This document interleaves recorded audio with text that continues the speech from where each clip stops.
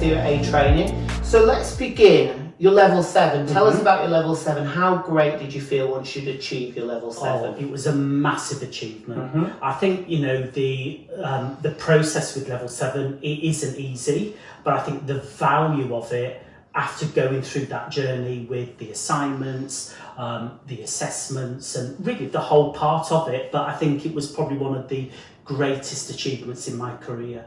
So let's just go back a little bit. So talk to me when you were 16. What did you do when you left school? Did you have a plan? Did you know what you wanted to do? Well, I think if I go back, you know, which wasn't that long ago, to 16, I would How say... many? 38 years? About 4 years ago. 38. Yeah, about 38 years ago. Yeah. So I think in my teenage years, I actually wanted to be a chef. Okay. Which is very creative. I moved to London, originally from Harrogate in Yorkshire. I moved to London to train. And I think within about 4 or 5 months realised that that wasn't for me. I really wanted to be on the front line. I then got into hairdressing, really by accident, and I never looked back. And I think just the joy in I think helping people look and feel good, the pleasure that gave me, and also the value, really. So we first met in Leeds. We worked for a company in Leeds in our 20s. Yeah. And then we worked for a major company throughout our kind of 30s, and then we came back together in our 40s. And you were introduced to the aesthetics world. So talk about the transition from your hairdressing into the injectable. Talk about the journey from that part. Again, I think initially the opportunity came for me to train in aesthetics, which I've been injecting now for about 10 years. I think a lot of the skills that I did have with client management, communication were there. I think it was, I mean, the responsibility is much greater injecting. And I was nervous. I think that is good. I think as an educator now, seeing apprehension and nervousness, but without preventing me from moving forward. I think what helped the transition is the people that I had around me, you know, the educators, yourself, supporting me, you know, through that journey to complete my training, I think was second to none. I don't think I would have achieved the level, even once I first qualified, to enable me to have the confidence to move on to clients. So even before we introduced the level 7 in 2019, our training program was a minimum of a year. When we look back, I know myself as a hairdresser, I did a level 2, then a level 3, which was 2 years, and then an extra year. So it was 3 years encompassing all of the training. Did you find it a shock that some people can, within kind of 8 hours, go from doing nothing to actually injecting someone? I don't think it's possible to do that. More for the learner. I think the learner is vulnerable, not having thorough training. You know, I think that puts them in a vulnerable position in, one, getting the right outcomes, managing expectations, but also I think the fear, you know, I talk to learners now, trust the training. You know, if you are fearful, if you trust the training, then that supports your emotions, i.e. I'm apprehensive. If you trust the training, it enables you to move forward. So, you know, that definitely does scare me. I could not reach the outcomes with clients if I hadn't have had that underpinning knowledge. So you manage learners and you teach and train here. You've also got a clinic where you do private clients as well. Talk to me about how important it is to still be up to date with everything, you know, new trends, what's happening out there. I think a lot of clients do have knowledge and information. They will often come to me, they may have heard a couple of buzzwords or new treatments that are on the market, that maybe their friend has or they've looked online. So there's a lot of information, that may be misguided, that the client comes with bits of information, and the misguidance could be, is that right for me?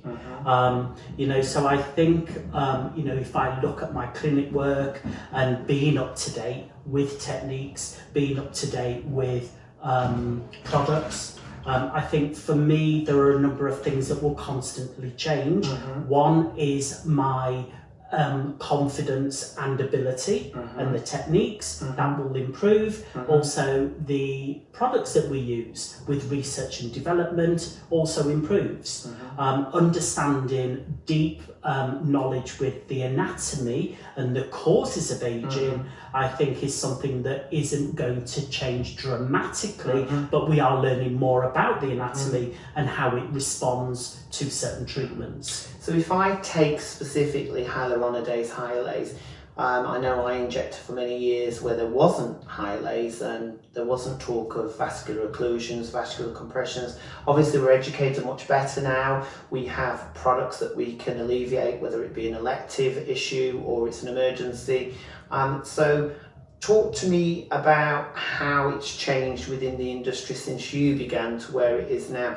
The good, the bad, and the not so good. I think the good is that there is, again, a real emphasis on knowledge to do with dissolving. I think some of the techniques that we are using, for example, if we look at the number of techniques that we use for lips, has expanded over the last 10 years, for sure, from when I first trained. So there are certain obstacles that are also new. So I think looking at the understanding of how a product is going to be used, but also how do we prevent using that. For me, prevention is better than cure. Absolutely. But we still have that safety net to dissolve if it's necessary. So if I look at the good, there is definitely more awareness, but I also think the next stage is focusing on prevention rather than I have that safety net, I can just dissolve. What do you think about the trends where they're just dissolving and filling, and these new trends that's happening now where on Instagram you get these celebrities that are just literally changing shape? Again, if we look at, and I believe what you're talking about is where we dissolve a fill on the same day. If I look at the theory of dissolving, where again dissolving is going to continue for more than 4 hours from injection, and the effect that that can have, I'm not really, if I look at the client's need to dissolve and fill on the same day, isn't really something that I would advocate. I would rather dissolve. That is a chemical that is synthetic that we are using with guidance, with also testing. I prefer to separate. So if the demand is I want it all doing in one go, isn't really the way that we would encourage or support. If the client isn't prepared to wait, then I'm not really we're not on the same page, with that treatment. And also from an insurance point of view, your insurance is not validated, so it's not anything that we will advocate here for May training. But I just think it's yet again where, we don't want to be jack of all trades, and you want to master the craft, but also you don't want to just be a follower of trend. Not every trend is the right trend. That's right. So let's step back a little bit to your underpinning knowledge. Do you think as an educator here at A Training that it's important to understand all aspects of how all injections work? Definitely. I mean, I think if we look at the learners that we see, a lot of our learners are very successful business people that are improving their skills. They are running a business. We also see learners that are entering the industry. So I think having a deep knowledge and understanding enables us to connect to all learners that come through. That we can offer that support and knowledge. Some of our learners have been injecting for more than 10 years.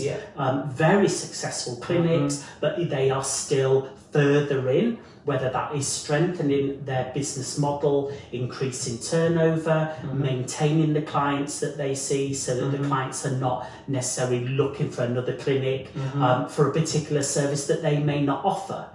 So I think having an understanding across the board with aesthetics, I think is very, very important. Yeah.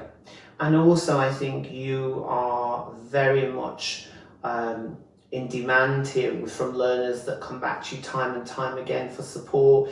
They love the way in which you train, because not everyone learns in the same style as a creative person. Not everyone tends to embrace as much theory, written practice, although it's important. So tell me what sets you apart, your style of teaching. I think is trying to connect with the learner. So that I mean, a lot of learners come through, they're in an unfamiliar environment.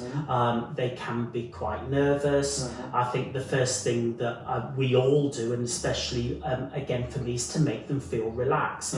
Also to understand their level, what it is that they grasp easily, what is more difficult, but also for them to be able to trust me, to tell me they're struggling, so I can help them, rather than holding back. I know for me, when I've been on training courses, I've maybe in the past been a little bit nervous to ask questions, because I may think they think it's a silly question to ask, whereas nothing is. And if I understand that, I can help them more. Also, the speed of learning. Some of our learners can grasp things quickly, others can work at a much slower pace. And it's important that when they leave here, they have that knowledge based on their learning style, and also that we can adapt and adjust the style of teaching, that we can adjust. And I think working one-to-one, it's a lot easier to do that. Within a group, we can still achieve it, but we're looking at the group's pace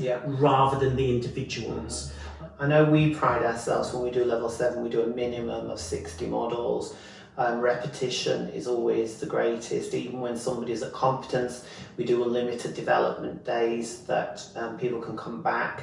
You become part of the family, we support you ongoing.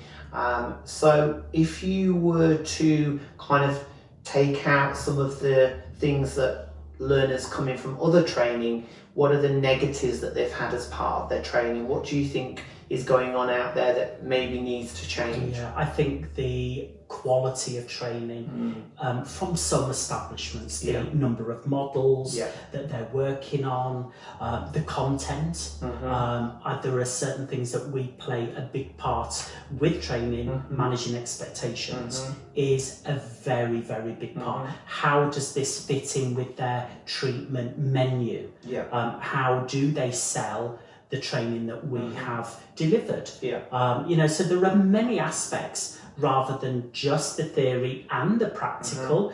Yes, there are different techniques, and I think it's also important, amongst us as educators, where we have those strengths and approaches. But I think if I look at the comparisons and the things that need to improve is quality and trust.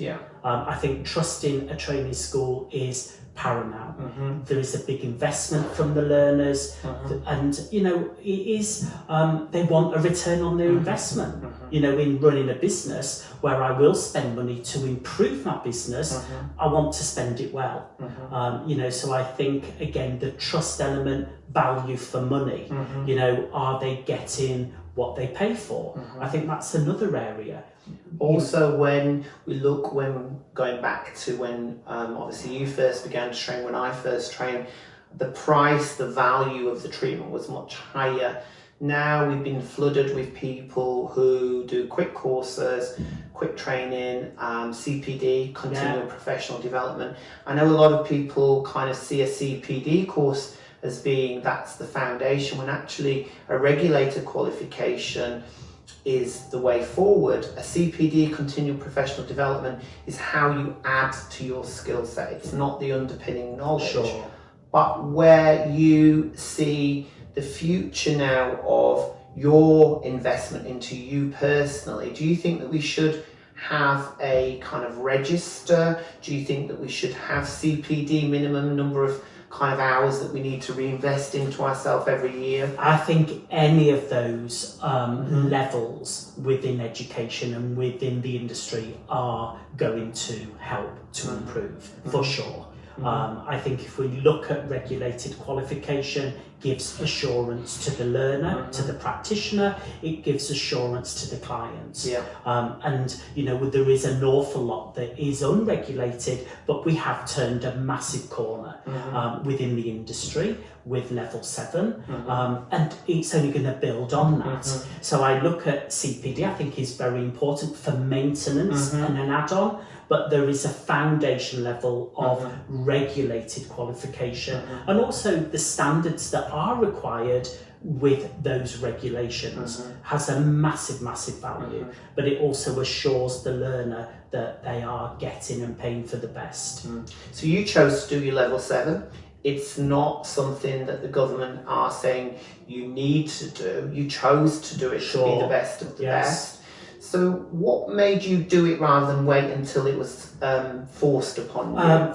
For my own peace of mind, for, can I gain something from this? Can I learn from this? Which I have, for sure. If I look at some of the gaps that have been filled in doing level 7, it isn't just about me doing pre-skills assessment or doing the assignments.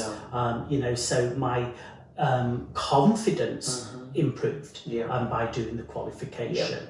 Again, talking to my clients, knowing that I have this regulated and the value of that qualification is second to none, and also then sets me apart from others. I know here at A Training, as part of our private clinic, we do a 2-week kind of cooling off period as part of our personalised treatment plan. I know I personally found that when we introduced a personalised treatment plan, my average bill increased, actually not decreased, because you're working specifically with the client's needs, you give them time to think, you're talking about the price, and it isn't about being a conveyor belt. It's not getting the client in and out. It's not kind of just doing a set of lips after a set of lips. So talk to me about your own clinic in your own business, because you were here 3 days per week, employed by A Training, and then you have your own clinic in Worcester. Right. So again, that's been really successful.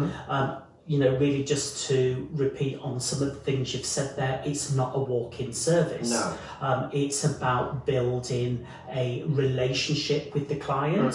I need the client to trust me, but I also need to trust the client. I think what helps me considerably is that I am on the front line delivering treatments, as all the educators here at A Training are, so that we are, I think, at the forefront with, again, client management, delivering treatments, managing expectations, and getting the best outcomes. So I think with the knowledge and the support that I've had from my training has definitely given me the strongest backbone with my own clinic. When very I think we're very lucky here, because with all the 24 different staff that we have based here, we've got a pool of knowledge that's forever expanding, and we can tap into that. We've all experienced, whether it be a VO or a compression or HLAs or issues, non-specific autoimmune response. So we can bring that education, we can share that education over 500,000 treatment plans. But we still keep it personal, and we still, for me, I think, within the industry, it's never forgetting it's about the client, and always being client-centered, whether it be for their safety or it's the right treatment. So there is a vast amount of financial profit to be made. That's why the industry is expanding. But I don't think the core value of any person who's delivering this treatment, if it just comes from profit, I think that profit won't ever be substantially gained for a long period of time. I think we've got to build on a solid understanding of repeat business. And loyalty, I think also plays a big part. And I think, the building blocks of loyalty are trust. Where the client trusts us, and that we are giving them choices. we're giving them different options. And I think if we look at the causes, especially with aging, I think that we have a very diverse market. A lot of the treatments we do are for fashion or trends, but we also have a very big market for anti-aging, and looking at the causes of the aging and looking at solutions that we then give to the client for them to choose, so that they become a part of that treatment plan. I think is very think looking at hairdressing is very genderless, and I think coming into this aesthetics industry, male kind of trends, we have a good 60-40 kind of with male clients coming through the door. So again, from all aspects of all genders, it's a very much an open door, but I think it's about matching that treatment plan for that specific person and what they're looking for. That comes from gaining a lot of experience and a lot of support and seeing a lot of clients, a lot of models. You cannot just do 1, 2, 3 models. So let's sort of step back a little bit now and look at what your kind of favourites are as a treatment. Okay, so I'm a really big fan of IPRF. As a skin booster. So I'm old school, so I'm PRP. I've not been updated. I'm still back in the caveman kind of PRP. So talk to me, what's the difference? So the real difference is the amount of platelets that we can harvest. So if we look at PRP, which stands for platelet-rich plasma, PRP for me now is platelet-poor plasma because of the research and development in the tubes we use and how the blood is spun. We're able to harvest more platelets, double the amount. We can also harvest fibrin, which we don't harvest fibrin. Which fascinates me. So talk to me, so you can actually take the platelets and make like a human filler? Okay, so we take the blood, we spin the blood differently to PRF, and we then place the plasma into an incubator, so it is heated. We can create different viscosity, a filler from a soft filler to a deep filler. We can inject all areas of the face. So it has a safer biocompatibility than dermal filler. So I've seen some great results, tear trough, mid-face. We've had amazing results. Some really good kind of growth of the skin, under eyes, they're brilliant. So I know that's on my next tick list for me to train. I need you to get a one-to-one so I can be updated from my PRP. I think you will really enjoy it. I love working with it. And hair, because obviously I've had a hair transplant.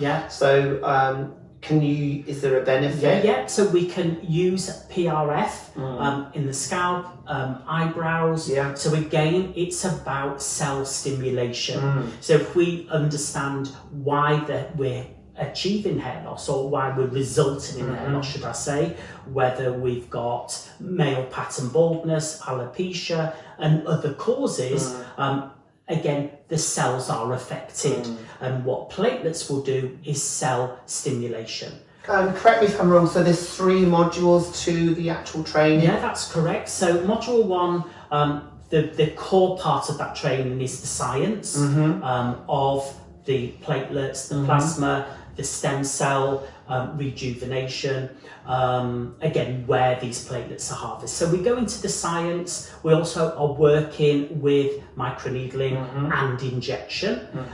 Unit, or the module 2, should I say, is using a cannula. So again, this is our plasma facelift. It isn't plasma filler. We're still working with PRF, and we're hitting key areas of the face that are prone to aging. And then our final module, the 3rd day, is plasma filler. And what we're teaching there is how to make the filler. Again, working with different viscosity. And again, the comparisons with dermal filler. It is a filler-like product, but it's very different. So we really explore the makeup of dermal filler, and then we look at the comparisons with plasma filler so that we have that full knowledge. And again, if I look at the market opportunities with PRF, but also with plasma filler especially, has opened up another level. You know, I have clients that really were or have been against synthetic filler being used that are now filler clients. I've also got clients that have been having dermal filler but are leaning more towards something that is more compatible and that is autologous, that is part of them, it's natural. Amazing, amazing. So we always very much pride ourselves in only delivering actual services and training that we believe within the industry. Number one, you can deliver to your clients safely. Number two, they're just not a trend or a fad, that there will be long-term changes that will be beneficial and you're going to make a profit. So having our own business, you've got your own business, chef, for many years. I know before coming into this, we were part of a very big company where we were area managers. So again, I think a big thing for a lot of our kind of learners is they move into a business where they're owning their own business. They're sold this kind of rainbow, if you like, that, you know, just do your training and you're going to earn hundreds of thousands. But as we know, having our own business, that's not always the case. So with the changes and the shift, how do you support the learners that you've trained from a business point of view? Talk to me about what your support that you give to them. Okay, so the support really, obviously we are supporting the training that we've delivered, but if we then look at a business model, the marketing of the treatment, again exploring and comparing other services that they do offer, and are there gaps in their menu where the client may be requesting certain things that they can't offer. So we talk about future training that they may want to consider. They may say to me, you know, I am thinking about this particular service that they want to learn, and we can explore in more detail that's more bespoke. That could be linked to the type of clients that they're attracting. It could be linked to their location. Again, the price plays a big part. You know, we have learners that are trading in London, where the costs to be in business may be a lot higher. We also have learners that are working in other parts of the UK and even abroad. So I think again, their location and how they can, a lot will ask, how much am I going to charge for this service? And again, we explore in some detail, what are your overheads? Because that will contribute to the price that you're charging. What is the competition charging? There isn't a set answer to cost. And again, looking at their business model, the marketing, appointment times.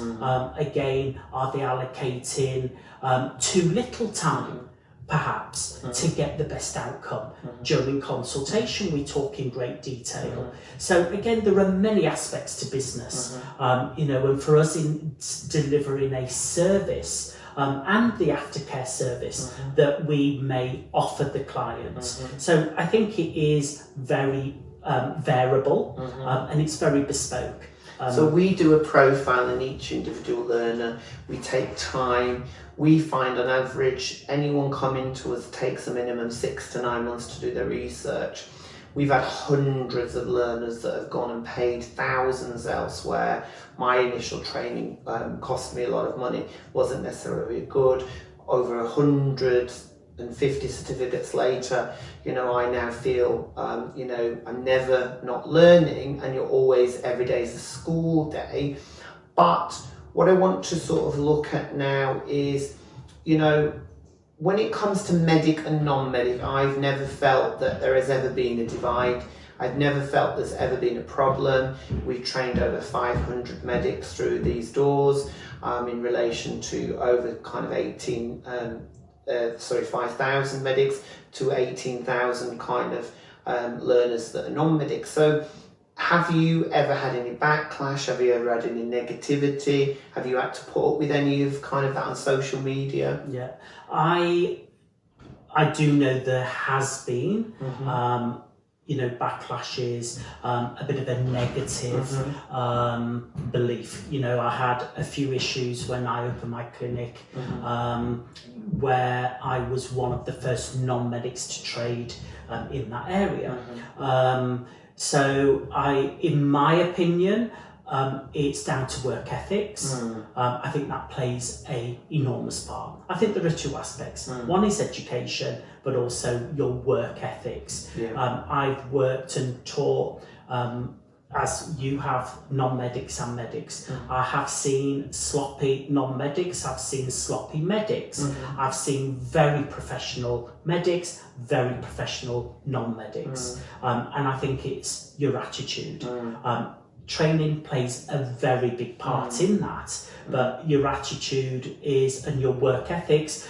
If you want to cut corners, that's your work ethic, but you may not have been taught to cut corners. No. I also think as well that if a training company is really their worth, they will include every single aspect. Wherever you come in, whatever door you arrive, medical, non-medic, is irrelevant. You may carry a certain level of kind of underpinning knowledge, but everything needed to perform the treatment for you to be competent needs to be given within that training. So again, that comes, I think, from the level of the training that's kind of empowered within that.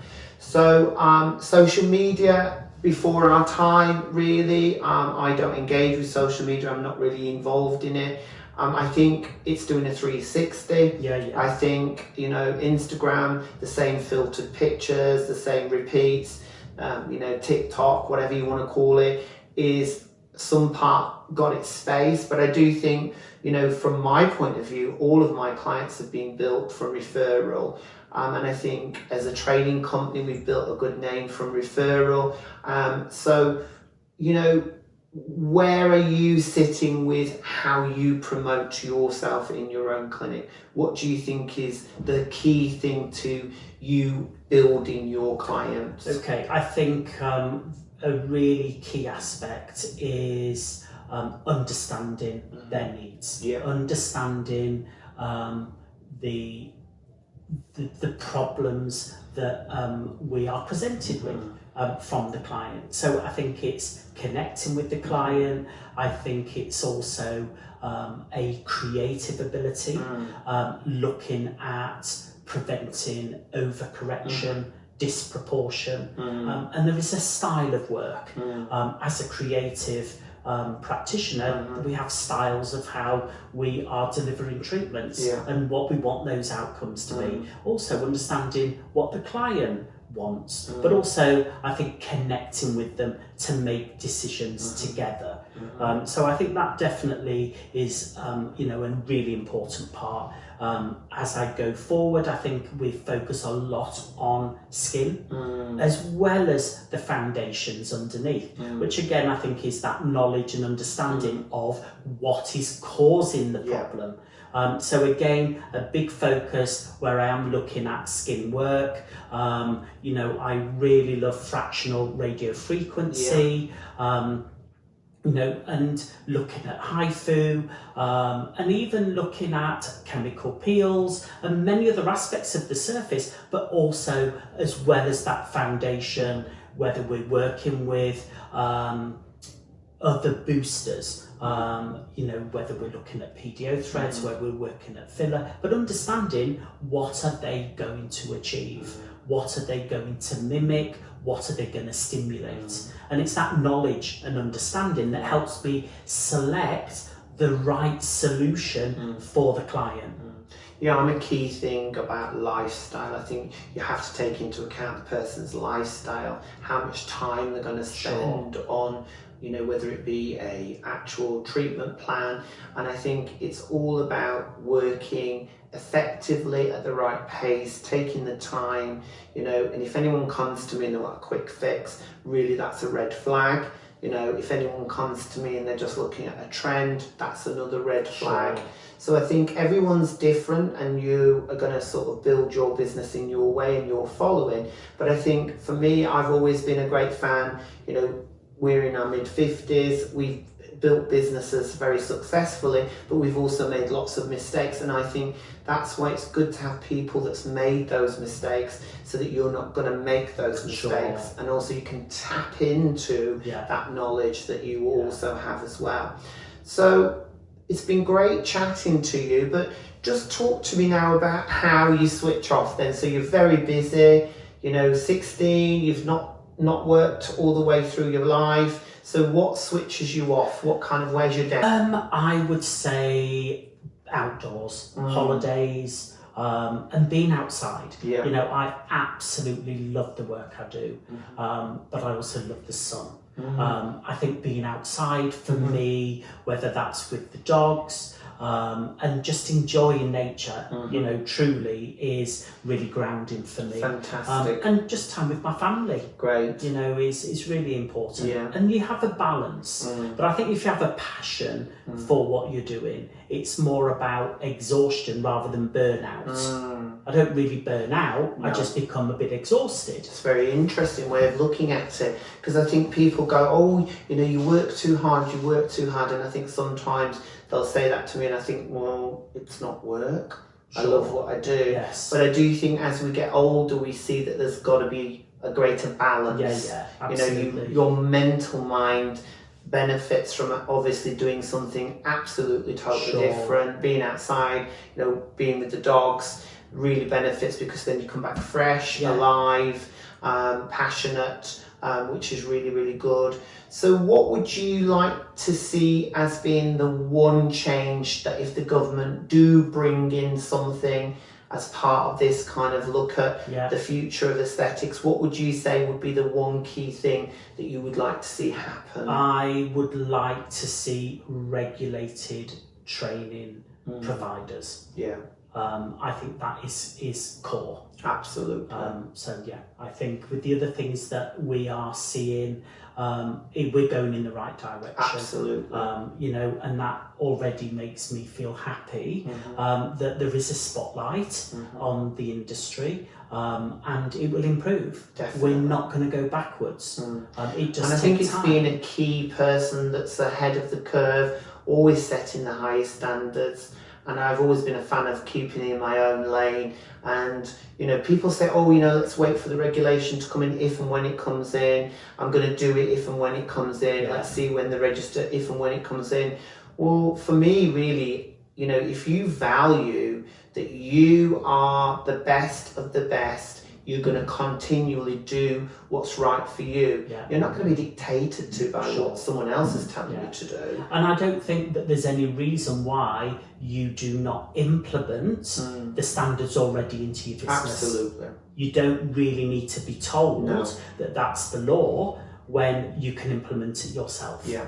Be ahead of the curve always, ahead of the trend, and really make your business very solid from the foundation. Definitely. Our famous strapline is future-proof your career. And I think, I wouldn't want to go to bed at night wondering, when I wake up tomorrow, is it going to be headline news? Is it going to be in the forums? I just want to know that I've done everything that I can to learn, have the knowledge, be the best of the best, and make sure that I, present my certificate as being a level 7 and being proud of what I do. So thank you for today. Thank you. It's been great to hear how much you've given and done for the industry, and look forward to the next 10 years. Brilliant.